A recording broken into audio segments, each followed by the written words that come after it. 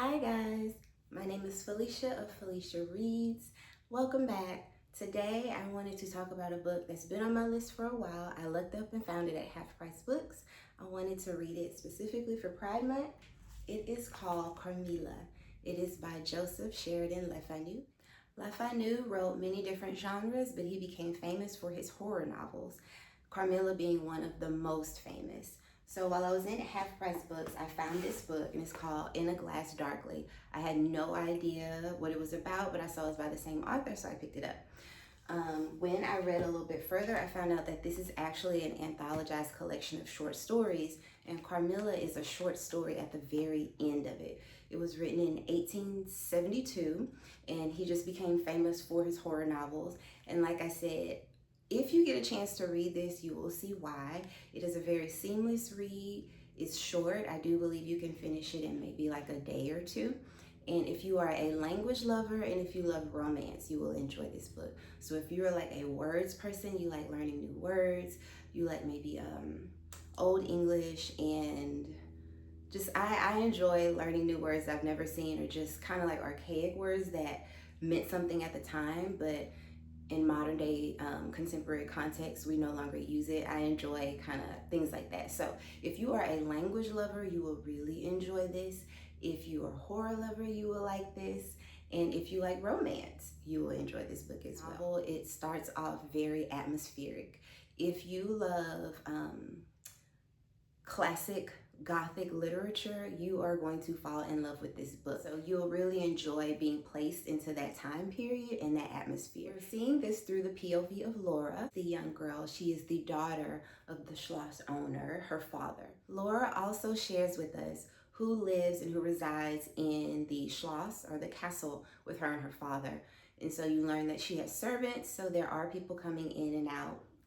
It's about 20 something rooms, and she has two governesses which help take care of her. While we learn that there are multiple people in this castle, we know that Laura is the only child. She is to receive a companion, General Speindorf's daughter.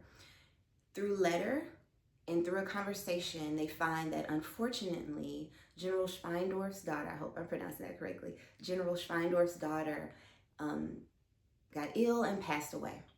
We have no idea how she passes away. We just know that she no longer is able to receive her companion. She is sad about this, but going forward, and so once again, I'm gonna tell you, this happens in like chapter 1 and 2, but we don't see the general come back around until chapter 9. So that kind of stays in the back of your mind, like what happens, like he's grieving at this moment, and so they kind of move forward in the story. So unfortunately, she is not able to receive her original companion.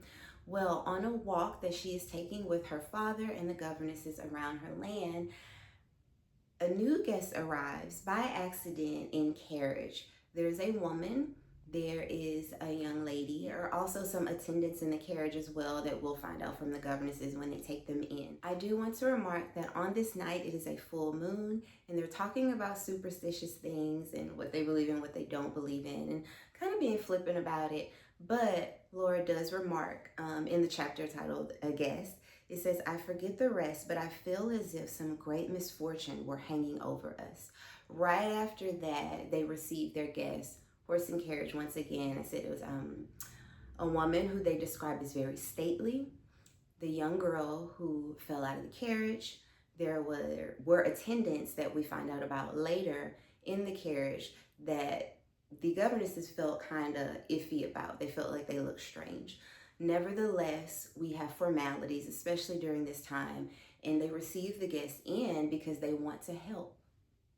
The woman went ahead and she told the father that she had an emergency. She would come back. She would come back for her daughter, but her daughter would not be able to make the trip because she fell out of the carriage and she was so ill and she was tired and she could hurt herself. And so they agreed to go ahead and keep the daughter. The mother went wherever she said she was gonna go because this information was not disclosed to Laura. What I love that this book does is it created the atmosphere already for their castle, and then on this full moon night, you have this mysterious guest, and once again, playing in the back of your mind, the guest you were supposed to receive all of a sudden falls ill and passes away. I personally think part of the fun of this book is Carmilla and Laura's entanglement, relationship, simply because you see some of those old traditional vampire tropes. Knowing that this was one of the earlier books, this was published in 1872, it's really fun to see the foundation set for some of the books and movies that we have out now. As things progress throughout the story, you see certain habits from Carmilla. When she first arrives at the castle, everybody is remarking on her beauty, and one of the things that I would tab and underline is every time they called her a creature. They would give her a compliment and say that her beauty was untimely and unmatched, but they would always say she is the most beautiful creature. She is the most beautiful creature. Everybody felt like that. Men and women in the castle, everybody thought that she was just this gorgeous creature. Over time, you also see how Carmilla could be derisive, combative, controlling. Oh, you know, you just begin to see like, yes, she is beautiful, and this kind of had a type of power and charm over not just Laura, but the people in the castle. But it also was scary. Like, it was scary to see that type of relationship develop, right? So where Laura was enamored with her, but also Carmilla wasn't the nicest person. And I know that we know what she is, but Carmilla was not the nicest person. So we saw this hot and cold thing happening. And in one incident, they walked outside.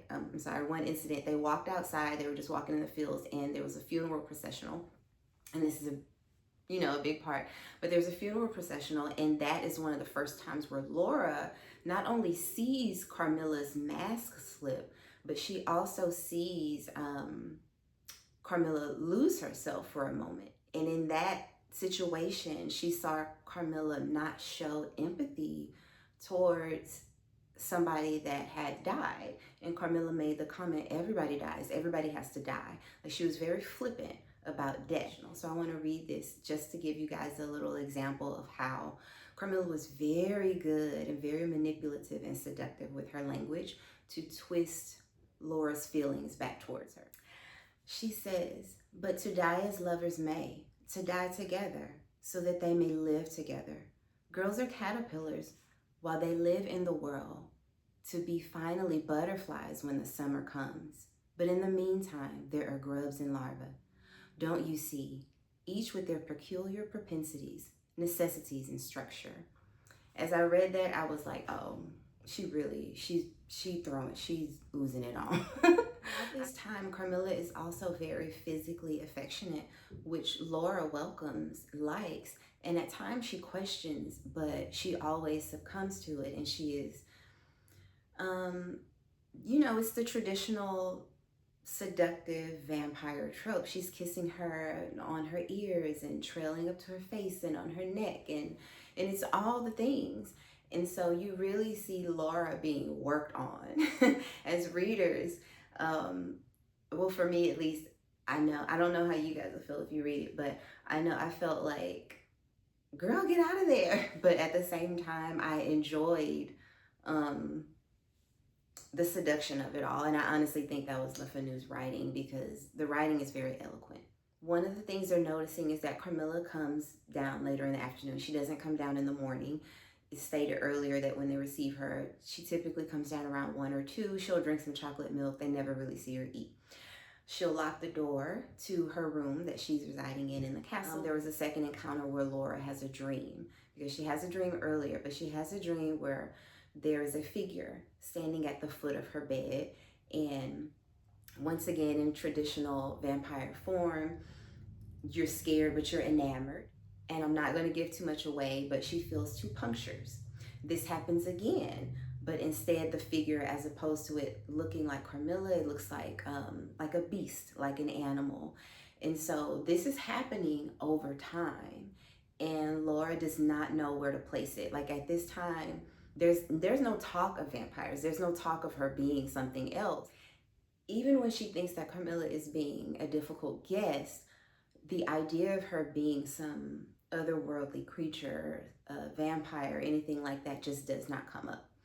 There is an incident where Carmilla goes missing. Like I said, she keeps that door locked. She comes down later. This is kind of what I would consider the turning point, because right after this, General Spiel's door I'm going to get that name right, y'all. I'm so sorry. General Schweilsdorf comes back up and the POV changes. So we're seeing everything through Laura, and then we begin to see things through him. And I say he is my favorite character because when he comes, he just shines the light. You know, you have that character in a movie, they shine the light on everything, they start telling the truth. And I love the fact that he is angry and he is speaking directly to it. I don't want to give you too many pieces, but I'm just kind of leading you through the framework, seeing if you're interested or not in reading the book. But without spoilers, I will say that the general does share what he believes is happening to his daughter. As we all know, what he believes has happened to his daughter. As we all know, this is a vampire story, right? What I like about the general is that he has anger. Like, so from the beginning of the book to now, we have all these formalities. We have things that maybe today we'll be like, oh, that's weird. Like we're okay with telling people no.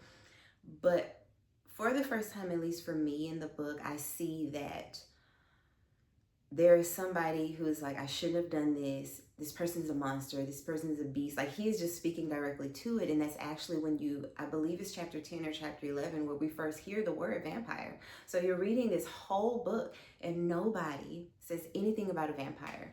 So the general comes, he wants to help the father. He's like, I know what happened to my daughter.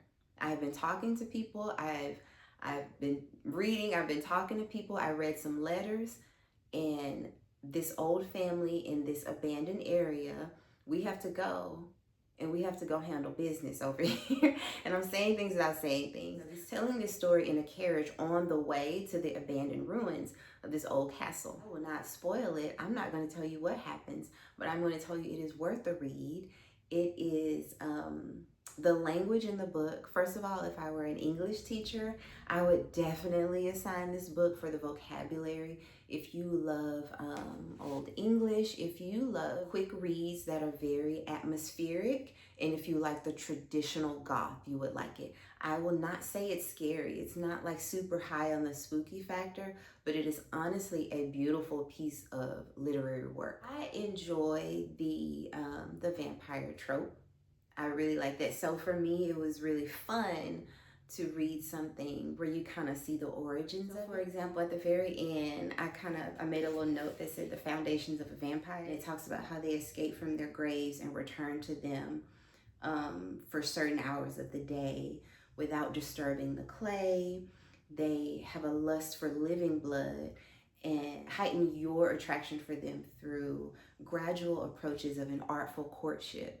So I really like this. Oh, this part, like, it seems like they are yearning for sympathy and consent, and when your guards are down, they overpower you through their seduction. So here you really see like the foundation of all the vampire movies. So I really, really like that. I do. So if you are someone that is into maybe romantic writing, if you're a word person, if you're like one of those literary, like you love words and you love language being strung together in eloquent ways, you are going to absolutely love Carmilla. Like I said, it is maybe a 1 to 2 day read, but you will be immersed in it because Fanu is a terrific writer from what I've read already. And I can't wait to read In a Glass Darkly. I know these are other short stories. So thank you so much for watching. I will see y'all next time.